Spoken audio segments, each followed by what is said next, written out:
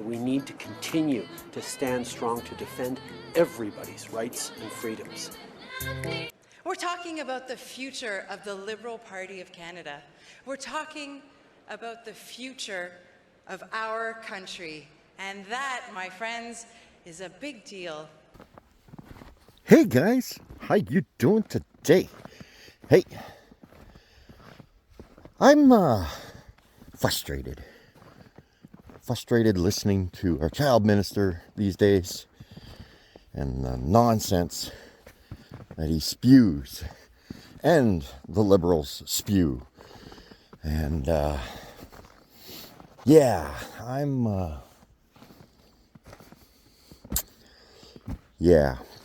okay, something about my channel that I'm very adamant about, and I actively try not to do, because I feel it's not my place, nor do I have the right to speak. So I go out of my way to actively not discuss anything to do with America and their politics, their troubles down there, because as a Canadian, it's not my place to tell you how to run your country. I have enough problems in my own. I probably shouldn't be walking on snow-covered, icy-covered rocks. But hey, you want to take a polar bear swim?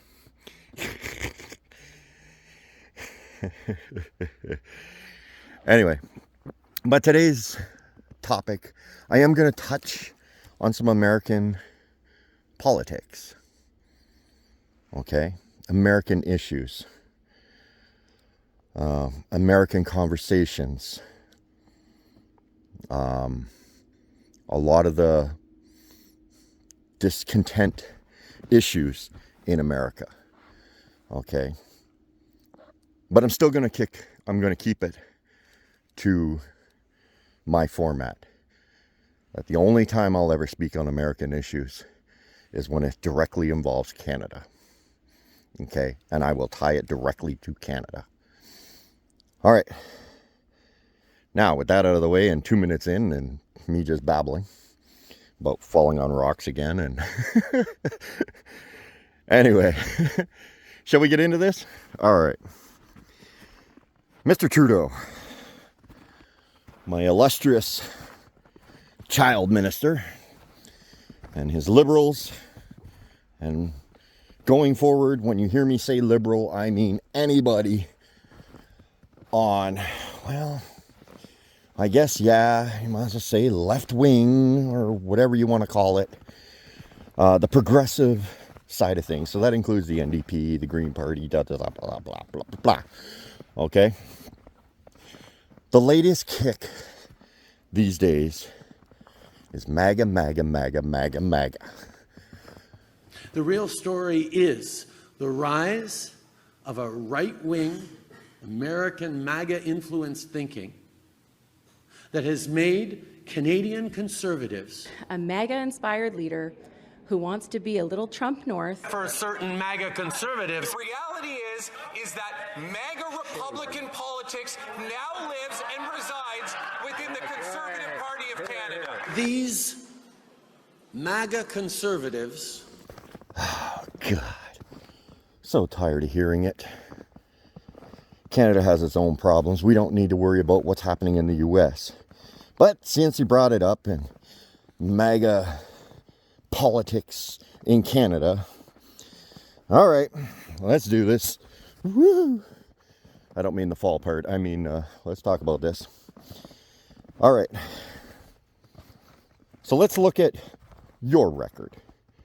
Okay, Liberals. Yeah. And like I said, the NDP and everything else. Anybody progressive. Okay, let's look at your record. All right, who brought to Canada the abortion stance after Roe v. versus Wade? It was you, standing up in the House of Commons, telling everybody that you still stand up for women's rights to abortion. Although you don't tell them what Roe versus Wade actually said, because Roe versus Wade didn't cancel abortions for everybody. Roe versus Wade just said it's not a federal jurisdiction and we have no authority to have a ruling on this, and kicked it back to the states who have the authority on this topic. That's what Roe versus Wade did. But you didn't say that part. No. You went off of American style politics and saying, oh, look, anti-abortion, da-da-da-da-da. Well, nobody in Canada was talking about anti-abortion until you brought it up. Today's a difficult day. The judgment coming out of the United States is an attack on women's freedom, and quite frankly, it's an attack on everyone's freedoms and rights. Let me be really, really clear. In Canada, we will always defend women's rights to choose and continue to work to expand access to the full range of reproductive and health and services across the country. Yeah. All right. So let's go to the Me Too feminism movement. Okay. The Me Too feminism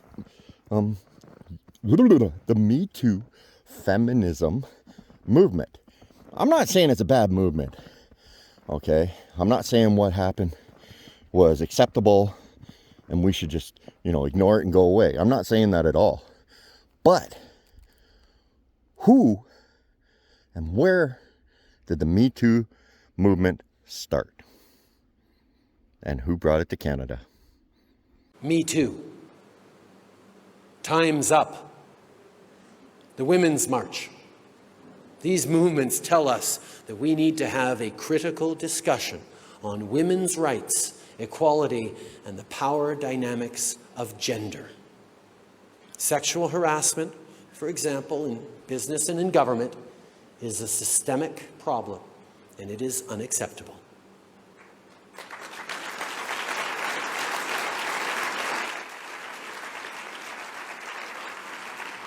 As leaders, we need to recognize and to act to show that truly time is up.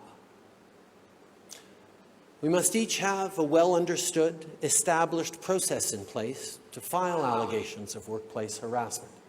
And when we receive those complaints, we must take them seriously. As women speak up, it is our responsibility to listen and, more importantly, to believe. Folks, treat these not as piecemeal alternatives to how things are currently run.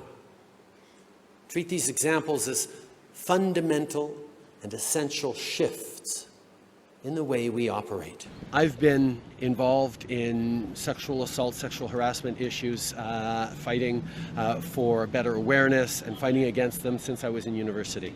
This is an issue that means the world to me, and I think we're seeing a moment of an awakening, whether it's the news from Hollywood, what we've been through in Parliament, or now what we're seeing in the Quebec cultural areas. It's unacceptable for anyone to feel insecure or harassed at work, at home, in the streets, and I think people are beginning to get it. Mindsets are beginning to change, and there is more support for people coming forward and sharing their stories. Doesn't matter how much power you have, how much influence you have, it's never all right, and I think people are beginning to act on it finally. So the question was, why not call an independent investigation if there are questions? And she says that you apologize. Again, I've been reflecting on the actual interaction, and if I apologized later, then it would be because I sensed that she was not entirely comfortable with the interaction we had. Like I said, I've been working very hard to try and piece it together, and even when the original editorial came out at the time, I was fairly confident, I was very confident that I hadn't acted in a way that I felt was in any way inappropriate. Following on a lot of questions, similar questions from readers about the Me Too movement. This is a reader named Sabrina S. She wants to know how the Prime Minister reconciles his past groping experience with his self-branding and bragging as a feminist. Should or would one cancel out the other, or can the two coexist in 2018? I think first of all, we have to understand that there is a massive shift going on in our society and our workplaces, and important conversations that are really, really long overdue. Understanding that someone can experience an interaction very differently from another person, and giving weight and credence and support to anyone who comes forward to share those stories and those experiences is extremely important. And how we listen and how we learn and how we grow as a society is absolutely essential. So I will always, as I did, make space for people to come forward and not seek to shut them down or contradict them, but to support them. And it's difficult, but there's a lot of difficult conversations we have to have. And if leaders can be part of modeling the path forward of being thoughtful and supportive, then all the better for it. Yeah. My feminist prime minister. Wasn't an issue here in Canada, but you made it one. Yep. Using that American style politics. Oh no, apparently that's not American style politics. Right. Only conservatives are doing American style politics. Right. Okay. So, we don't want to leave you out, Mr. Jag. So, I'm going to bring this one up. The U.S. had a serious problem down there, and they decided, a lot of their cities decided, you know what? We need to defund the police. Who brought that to Canada? Right. So there's a lot of people, as you mentioned, who are calling for defunding the police. And there's many movements. Black Lives Matter have been calling for defund the police.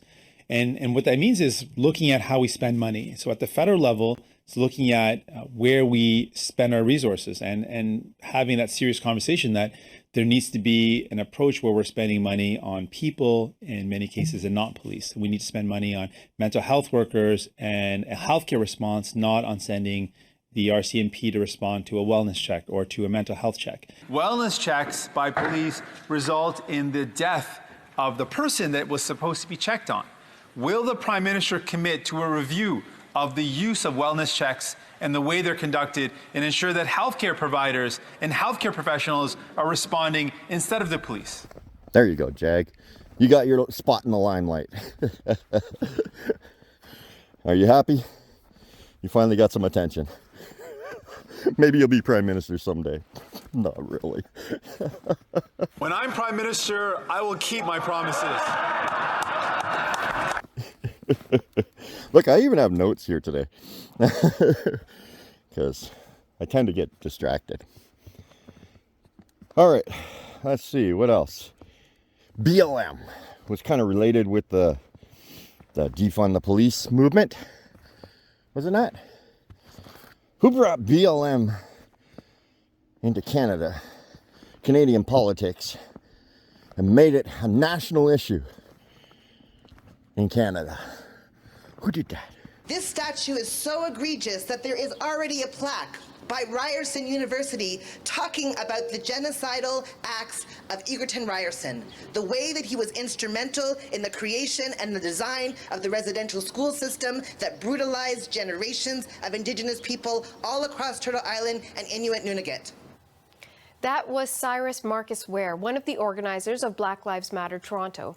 The group spoke earlier today after 3 demonstrators were released by police. They were arrested for allegedly defacing statues of prominent Canadians, which the demonstrators deemed symbols of oppression. The CBC's for a passionate and peaceful demonstration. Meantime, in Canada's capital, Prime Minister Justin Trudeau took a knee with protesters. He says systemic racism in policing is a long-standing issue that needs to be addressed. Oh, right. It was your knee on the ground during the pandemic for an American issue that you brought to Canada, that you try to promote here in Canada. Yeah.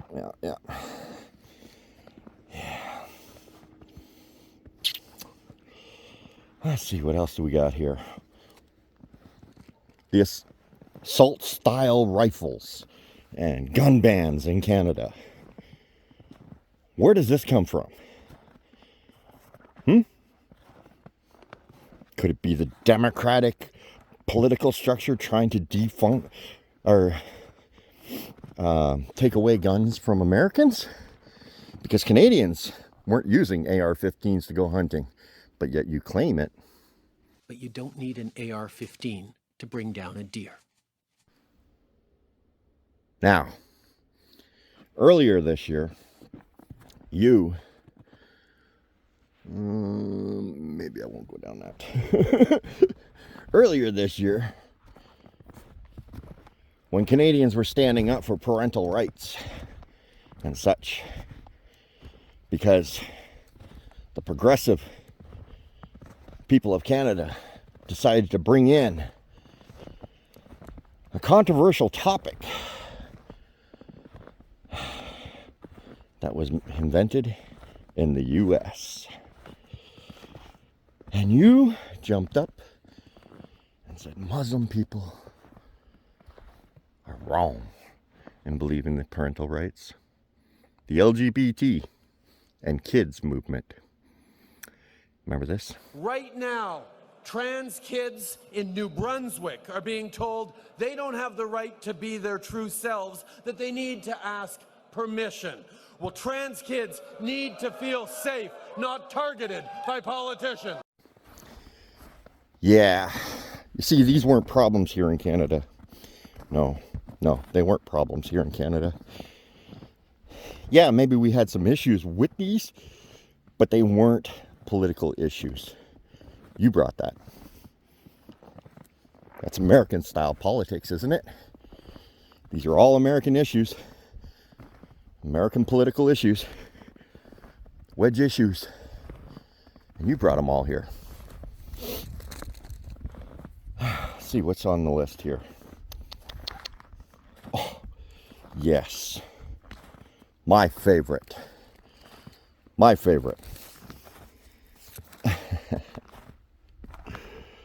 All right.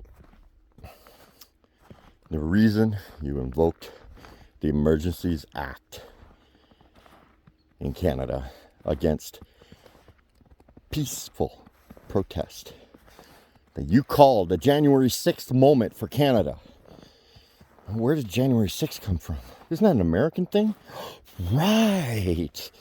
Oh, that was an American political issue that's high in the newsreels these days, isn't it? Yeah. But the best part about invoking the Emergencies Act that you did was when Krista Freeland said that the Americans were saying, find a solution to this, and starting to rethink their ties to Canada. Mr. Deese, Brian Deese, on February 10th. And you've already explained to us who Mr. Deese is, but just maybe go over that again. So would you say he's the senior economic policy advisor to the president? 100%. I would say when it comes to U.S. executive economic authority, the most important person is President Biden, obviously, and his most important advisor is Brian Deese. Is Mr. Deese someone you talk to often? I try to. What was striking to me about the conversation I had with him on the 10th of February is he is a person who is very hard for Canadians to get a hold of. And it was a real effort to develop a relationship and a dialogue with him. And an effort to get always an effort to get him on the phone, to get him to answer an email. And I don't mean that in any way to slight him. He's an extremely busy person. In a way, the fact that it's hard for Canada to reach him is a good thing. It means we're a peace, order, and good government country, and they're not very worried about us. And so what was really striking to me was how quickly he got on the phone with me on that Thursday. It was instant. And while in some ways, you know, that was, as a practical matter, that was good, but it gave me a measure of how worried the White House was about this. Okay, so let's look at the summary of the conversation you had with him, Mr. Clerk. If you can just scroll down to, so we can see that entire part of the email. Yeah. Okay, so starting February 10th, so this is you, Mr. Freeland, writing. You say, he called me. They are very, very, very worried. If this is not sorted out in the next 12 hours, all of their northeastern car plants will shut down. He said that he supposed that this proved the point that we'd made previously to them about how closely integrated our economies are. He did not seem to see this as a positive. Now, I'm going to be fair, okay? Poilievre and the Conservatives have brought over an issue from the American, or a couple issues from the Americans that, you know, it's fair to acknowledge. You know, and the first and foremost, top of my mind, that would be so cold. Yeah, not into that. First and foremost that comes to my mind is the attack on media. Okay? Now, I'm going to talk through these clips that I'm going to show you here. But the attack on media is because the media is a propaganda machine. And Canadians are fed up with it. We're so done listening to the propaganda. So, we want to defund them. Make them survive on their own if they can. See how much support they have when they're on their own. I think that's a fair deal. You know, if you have a crappy company, can't expect everyone else to keep you in business, even though they disagree with what you're doing. Why do we do it with media? So you see in this one article here, okay, CTV News going off about how great the emissions from Germany are, and it's fantastic, and they're making great progress towards the green economy, and da-da-da-da-da-da-da. Right? Nowhere in this article is there any criticism of Germany. Now let me show you this other article, just from back in October. This is what Germany is doing this winter. So while CBC in January is saying Germany's carbon emissions are so much better than the world and they're an example of what we should be doing, and they fail to bring to light this statement. Yeah. Yep. And that's why the Conservatives are attacking media. You want to create a story about their emissions? That's great. That's fine. No problem. But you need to be full story on that. So you need to tell the good and the bad. Even though you agree with all the good, you still need to deal with the bad. That's the way it works. I'd like to remind you one more time that it was the Liberals, the Liberal Party of Canada, and your ideals that invited Hillary Clinton in September of 2023 to come speak at your national convention. Do you remember this? One day, a few weeks ago, Chrystia called the former secretary, as one does, and says, "Hey, would you like to come to Ottawa to talk about the future of the Liberal Party, to talk about the future of Canada with me and 4,000 of my friends?" As one does. The woman who is responsible for the millions and millions of cracks in the glass ceiling that still hangs above our heads, and the woman who ensured that the path will be a little easier next time. Ladies and gentlemen, Secretary of State Hillary Clinton and your Deputy Prime Minister, Chrystia Freeland.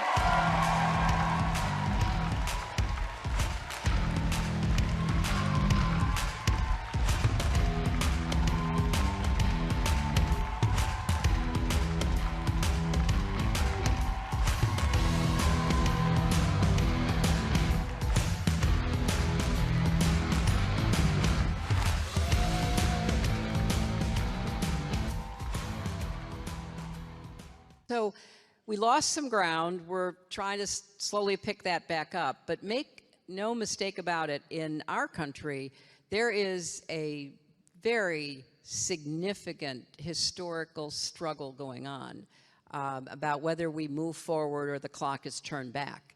And so you'll hear a lot of the political debate and rhetoric coming from across your southern border, where people are going to be, very engaged and passionate about trying to have an election on real issues, not on diversions, not on efforts to flood our political zone with mis and disinformation, but to really try to come to grips with the choices that are before the American people. And I would predict that you're going to have some of that, in the next election, whenever it is for you, because there are, forces in your own country that are trying to figure out whether they can tinker with the clock and maybe turn it back a little. There sure are, Secretary Clinton. There sure are. Our intention is for the next election to be in 2025, right? And I think we need to really listen carefully to Secretary Clinton's warning. All right, well, I'm going to group these three together because Polyev always puts them all three together. And so here we go. Conservatives are bringing up policies, political issues about Canadians owning homes, earning a living, and affording to raise a family. Yeah, these are political issues down in the U.S. You're right. You're darn right. Yeah. These are issues I think every human being around the world would like to be prominent in their politics. I think these are issues that even progressives should want. But no. This is MAGA style politics in Canada. Small government makes for big citizens who own their homes, build their dreams, raise their families, look out for their neighbors, and earn powerful paychecks and savings free from inflation and overtaxation. We will restore Canada's promise in a country where it doesn't matter who you love, or if your name is Smith or Singh, Martin or Mohammed, Chang or Charles. A country where the dreamer, the farmer, the worker, the entrepreneur, the survivor, the fighter, the ones who get knocked down but keep getting back up and keep going can achieve their purpose. A country where the son of a teenage mother adopted by two teachers can dare to run for Prime Minister of Canada.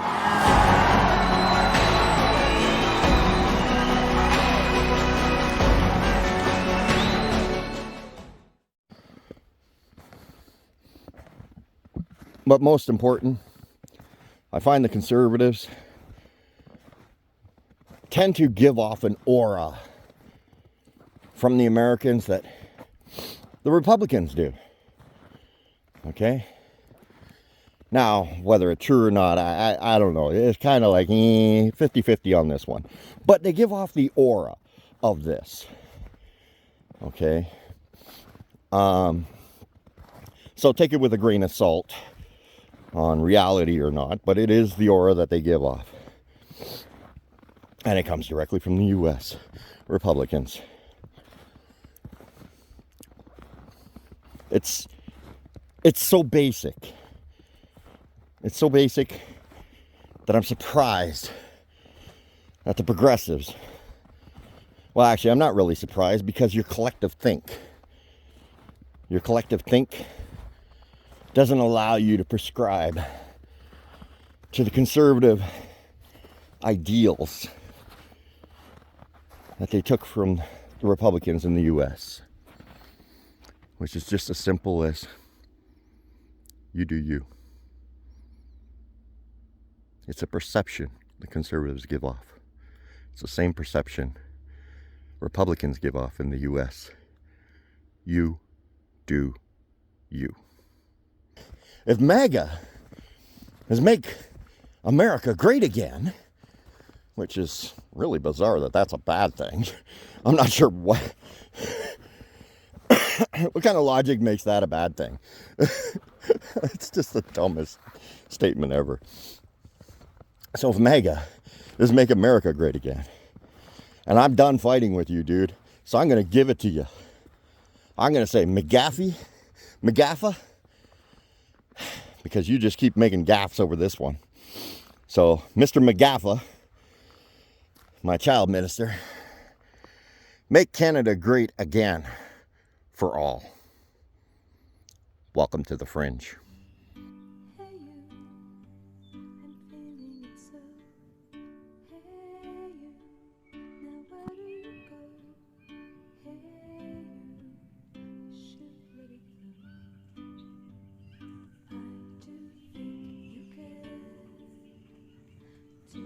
Welcome to the Fringe.